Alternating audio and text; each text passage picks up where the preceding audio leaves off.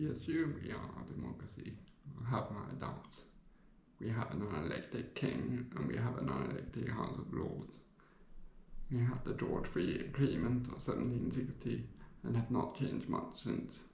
In fact, it seems recently we have moved backwards. In short, the Agreement of 1760 meant the king surrendered lots of powers and in return received grants for living expenses, mainly the civil list.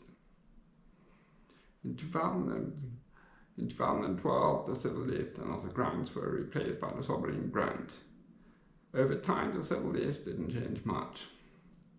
The sovereign grant has gone from £31 million in 2012-2013 to £102.4 million in 2021-2022, and it cannot go down.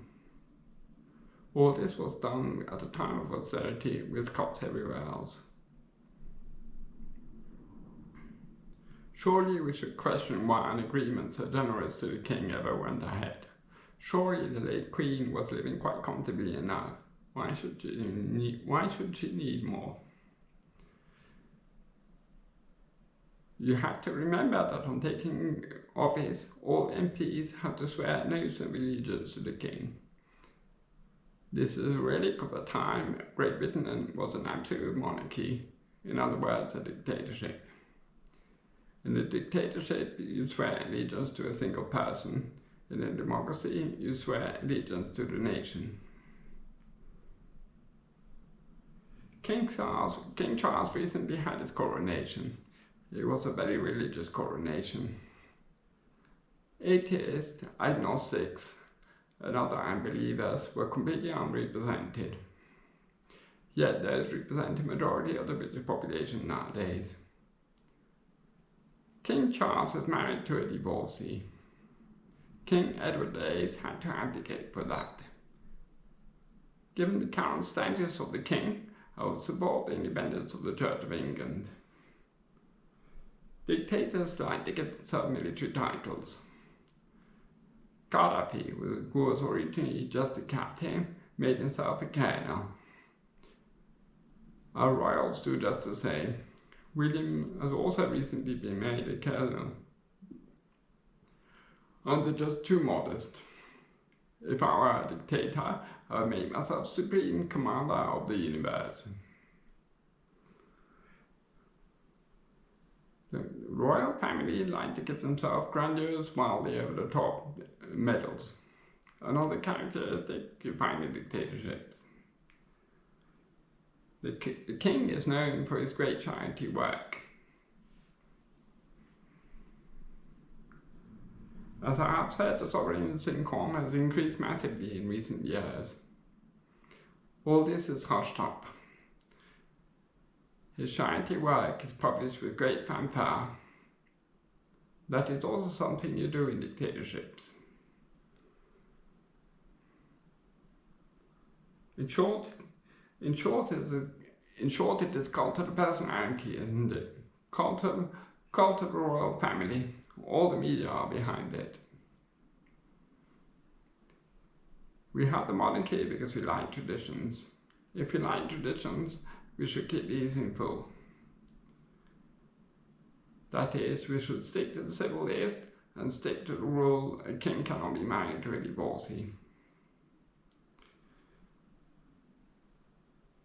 We have an unelected king and we have an unelected House of Lords.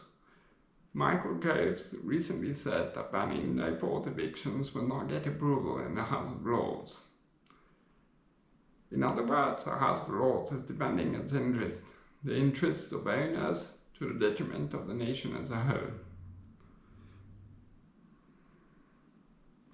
It strikes me that if an elected government wanted to collect more taxes from rent, for instance, we would find this very difficult to do because of the unelected House of Lords. Yet it is imperative that an elected government should be able to collect taxes in a way that feels suitable. HS2 has been cancelled because of lack of funds. This is in spite of still receiving significant revenues from North Sea oil and gas. The international situation is getting tenser and tenser. I'm extremely worried about how we are going to increase expenses on defences when we can't even complete HS2. So in other words, Britain is partially a democracy, partially a dictatorship. We have never made a full transition to a democracy. We have lots of pressure groups, Republic for abolishing the monarchy, Make Votes Matters, Open Britain, Open Democracy, Tortoise Media, etc. These are all single issues. What we need is a full package of reforms. The House of Lords needs to be replaced by an elected second chamber. The monarchy needs to be replaced with a republic, with an extremely robust constitution, using all we know about good governance. It is a pity we stick to single issues, because it is the whole that really matters, that it's really going to make a huge difference. We want to abolish the monarchy in the House of Lords, not for socialist left-leaning reasons, but because I think that will make a huge difference to the economy. Once we have a republic in place, with a really robust constitution, there's no reason why we couldn't compete effectively with the like of Germany, Japan or South Korea. Football is a popular game because it is very regulated. You have referee, VAR. Politics, on the other hand, is very unpopular in Britain because it is highly regulated.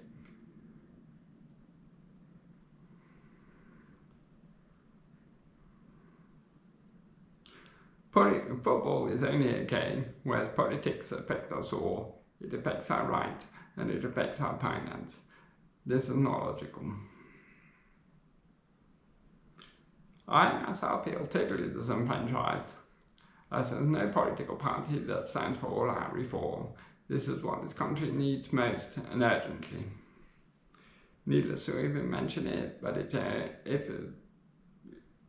Britain becomes a republic with a really robust constitution, we will be able to complete HS2, as well as sort out the problem with sewages spinning in our rivers and beaches. We will also be able to spend a lot more on defence and become a lot safer in the process. We will be able to solve many, many other issues.